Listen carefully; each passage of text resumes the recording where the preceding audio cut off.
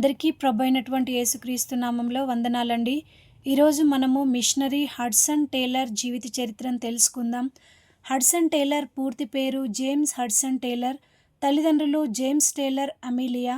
James Hudson Taylor 1832వ సంవత్సరం May నెల 21వ తేదీన ఇంగ్లాండ్లోని యారుషైగి అనే స్థలంలో జన్మించాడు. ప్రథమ ఫలం నాది అనే ప్రభు మాటకు విధేయతగా హడ్సన్ను తల్లిదండ్రులు దేవుని సేవ కొరకు సమర్పించారు. హడ్సన్ చిన్ననాటి నుండి చాలా బలహీనంగా ఉండేవాడు. అందువల్ల పాఠశాలకు వెళ్లకుండా ఇంటి వద్దనే చదువుకునేవాడు. చిన్నతనం నుండి తల్లిదండ్రులు హడ్సన్ను ఎంతగానో దేవుని యందలి భయభక్తుల్లో పెంచడం జరిగింది.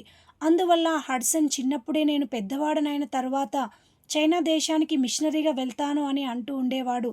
14 సంవత్సరాల వయసులో సమాప్తమైనది అనే ఒక సువార్త కరపత్రికను చదివి పశ్చాత్తాపపడి మారుమనసు పొంది ప్రభువును తన సొంత రక్షకుడిగా అంగీకరించడం జరిగింది.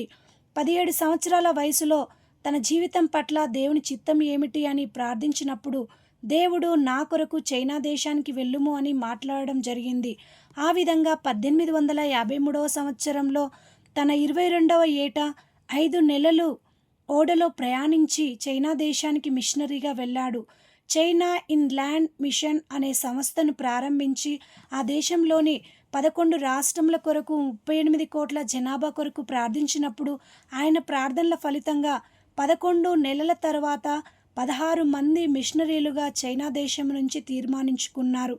ఈ విధంగా ప్రభు కొరకు బలమైనటువంటి పరిచర్యను చేయడం జరిగింది.